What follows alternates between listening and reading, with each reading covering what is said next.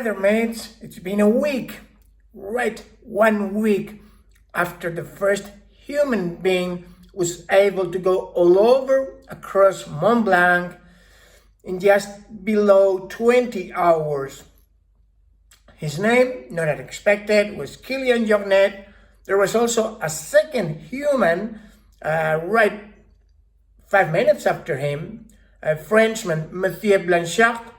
And here I would like to share with you the secrets of what we learned by witnessing the race all over from the start to the finish line, particularly a very direct close-up at the 153 kilometers mark via scene, which ended up being a key point because that's where Master KILIAN made his move for the kill and for victory. So we will cover the training before, the gear, nutrition, and within the race we will cover the three basic segments. First segment, where KILIAN was pushed by Jim and pushed Jim in return.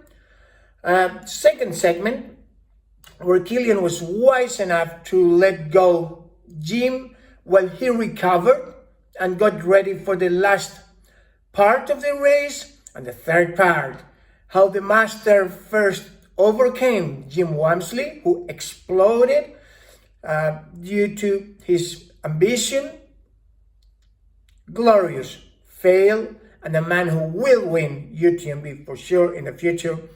And second, how the race was won versus Matthieu Blanchard, a wonderful rival who was coming from bronze last year, qualified rival. Great strategy by Matthieu, but when it came to a one-on-one, master still there. So let us go to the start line and share this adventure. There they go, 6 p.m. Friday, August 26. Over 2,000 trail runners, the best from all over the world. In the lead, you see Jim Walmsley in black, Matthieu Blanchard, and right there with the mask, up, KILIAN, running in white t-shirt, black backpack. Off they go, Pau Capel, Pablo Villa, Zach Miller, plenty of the best. But for reaching this point, the previous training has been key to it. And how has KILIAN training won? Well, basically 3 pillars: basic condition, the intensity, and the specific, which is the climbing. Basic condition, 175 before taking on the tapering, then intensity, zona 1, with some minor climbs taken in for output, and then the climb 75 to 150 per kilometer. Now, as for the gear, there you see it, shoes, normal Kierak, clothes, backpack, normal as well, poles Lecky, Moonlight on his headlamp, and Coras Apex Pro. Off they go! Walmsley's strategy was to push KILIAN, and sure he did. Altogether, there's Jim leading on the way to the first Saint-Gervais, together with Pau Capel, KILIAN, and Zach Miller. Now, the first 11 hours were the toughest for KILIAN. He had to push faster than he thought. The first, up to Le Contamines, was just 2 seconds below. After Jim, he had to go up to 175 beats per minute at some point, adjusted pace if it were flat 440, and an average heart rate of 151. That is a no-no if you want to do 100 miles. Now, the second segment was almost as tough. It came at night from this point, Notre Dame de la Roche. There's a steep climb all the way up to Col de la Seigne, 61k. KILIAN made it just 5 seconds after Jim, but once again he was forced to pay a high price for it. He kept an adjusted pace of 6:22 per kilometer despite the huge climb, an average heart rate of 148. Now that's way too much, yet with peaks of up to 168. Now that's kind of kamikaze if you're looking for 100 miles. There's the Col de la Seine and on, now downwards to Courmayeur, heart of the Italian side. It's in the 81K, it's a downhill. Kilian was yet evaluating. He took 6.35 minutes per kilometer adjusted pace despite being downhill. Still kept a high heart rate, 139, with peaks of 166, but at the end let go of Jim, 1.24. Jim made it ahead of Kilian for the morning, and there was Matthieu Blanchard. Now Matthieu at that point was 16 minutes 32 seconds behind. He was doing a perfect race for him. As morning came, the race was on to Switzerland at Col Ferret, 103 kilometers. Now Kilian changed his strategy. He let go of Jim and started taking it easy so as to recover. His adjusted pace now was 7 minutes 59 per kilometer. His heart rate went down to 132, yet still peaks of 161, way dangerous. Now on the way to Col Ferret. Now still he was being caught up by while Jim moved up 5 minutes 23 by the time they reached Champelac. Blanchard was behind him just 11.27. So all in all, he lost 5 minutes going up to Champagne, out of Champagne. Jim had taken plenty of time there, and Kilian and Matthieu, who by that time had merged forces, there you see them together, were able to go in and out 5 minutes faster. Now, 4 and 4th, 5th were Jim and Zach Miller. Now, the race was going to change immediately after, the recovery strategy paying off nicely. On the huge climb up to La Vauban, ongoing to Trent at 143 kilometers, Kilian and Matthieu overtook Jim, who barely exploded, literally. So by the time they arrived down at Trent, kilometer 143 in Switzerland, yet Kilian was 47 seconds ahead of Matthieu and 18 minutes 57 seconds ahead of Jim. The race was effectively over for Jim as a winner, but the race was very much alive for the fight between Matthieu Blanchard and Kilian. The numbers, 8.12 minutes per kilometer, the average heart rate 125, as you see, pushing it up a bit from the 119, which were the recovery signature to Champagne, and a maximum of 144, exactly the same as going into Champagne. Now, how is Kilian going to manage the final push? Yes, Jim was left behind, but there was Matthieu with the same weapons, the same expertise, the same strategy as Kilian, match a very European approach. As they were moving on, they had still 30k to go with Vaillersin in kilometer 151 as the key checkpoint where nutrition may play or gear changes may play the last role, and then on climb up to La Tétée, 10k from the finish, and then downhill to the finish line. So as you notice, Salomon Genesis was the shoe of choice for Matthieu Blanchard, Lecky Poles for both, and the normal Kierat for Kilian. If you talk to me, I was, having better vibes from Matthieu, who was leading in the downhills while Kilian usually led in the uphills. So this obviously was carefully analyzed by Kilian as he was moving, and meanwhile, Jim and Zach were suffering heavily, while Tom Evans was able to pull ahead from Zach before moving into Vaillersin. And now let's take a careful look at the nutrition in Vaillersin. Here's Vaillersin, kilometer 151. There's David from the normal team, who is kindly showing us the nutrition secrets from Kilian, which, as you will notice, It's a blend of natural foods with rice, a wrap-up of Nutella, some fruit, potatoes, and avocado puree up there in the red flask, Maurten official gels. So a combination of natural and artificial for whatever the boss will choose. Funny enough, it was very similar to that of Matthieu, who also had natural mashed potatoes in his case and Maurten products, and extremely different from what we saw later from both Americans, which are relying more on Red Bull, Coke, Pringles, and gummy bears. Well, thanks David a lot. Now Kilian had a plan. Up to here, he was taking it easy, but here he went in and moved for the kill. There you go. Pau Capel took 2 minutes 30 seconds when he won here in 2019. Kilian was about to take just 50 seconds. Check it out. And he was to force Matthieu unexpectedly right out.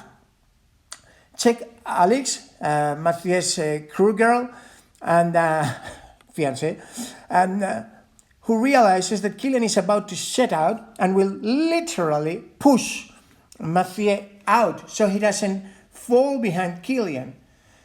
But the master had a plan. Right after here, there was the last huge climb up to La Tête, and knowing full well that he was the better man for the climb, he pushed real hard. I mean, the numbers are very impressive. To see Kilian went up La Tête, 6:28 per kilometer, impressive, 2 minutes faster than before, while keeping his heart rate under control, 128 on average, 148 at most. Meanwhile, I wanted you to see how Jim was coping with a very different nutrition approach, taking it, of course, more easily.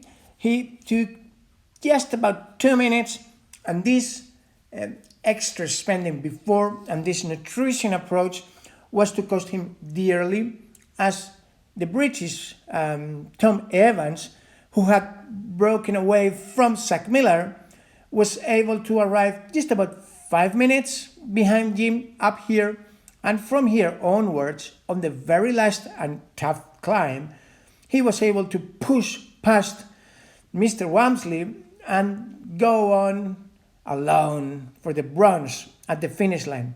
Nevertheless, please take note of the different foods, the different strategies by these greatly talented runners. In my personal opinion, Jim will win the UTMB. He's solving issues every year. Now he's learned the poles. He's learned more things. He's yet got a bit more to learn.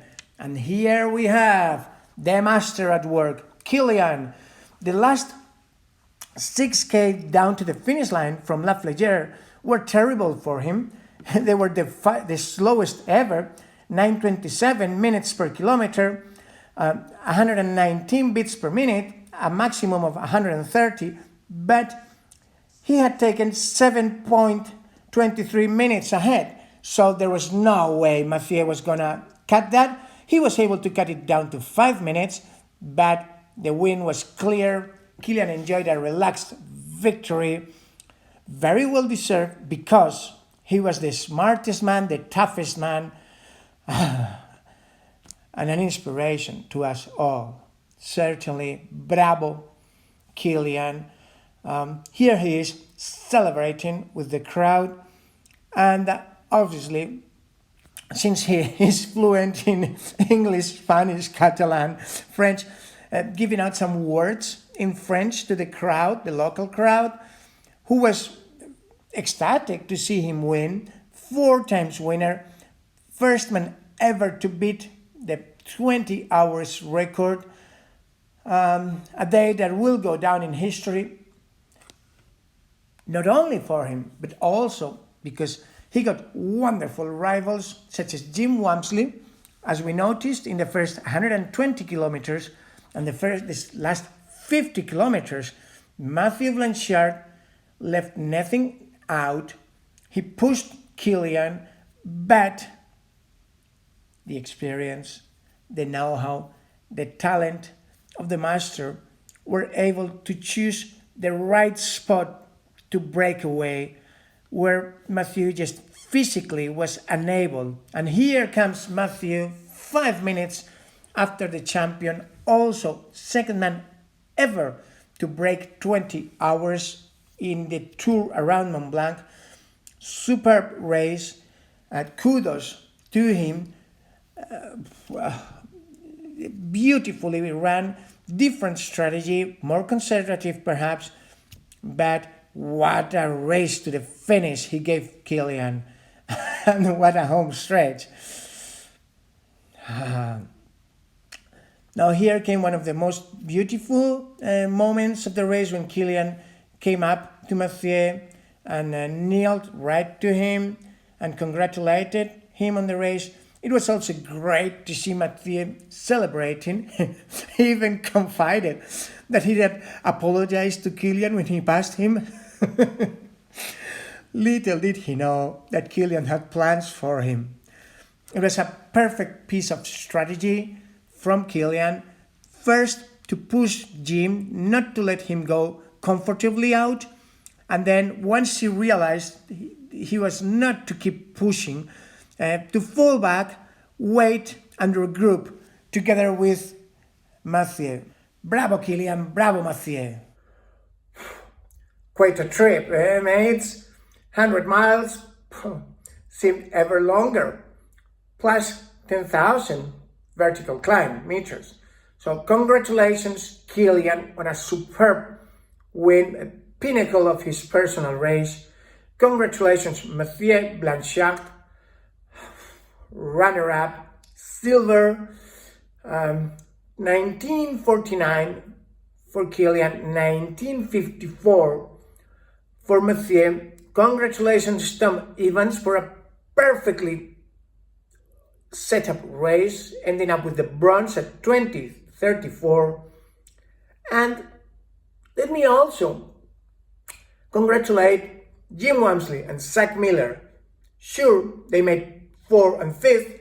It was arguably not the race they dreamt of, but they've proven that a Banzai American may toe the finish line, may do it within the top 5, and with that, those rhythms, once they cover up some minor weaknesses, who knows where the limits are.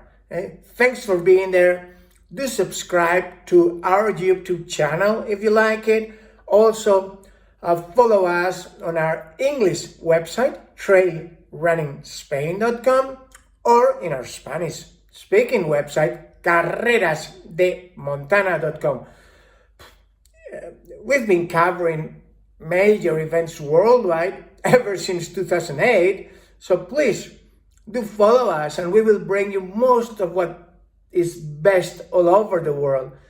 Coming up next weekend in the Pyrenees, the World Cup of Mountain Running in the famous Canfranc, arguably the longest 100K in the world, because it's got 100 kilometers and plus 9,000 on extremely technical terrain, including 10 summits and 3 ski stations.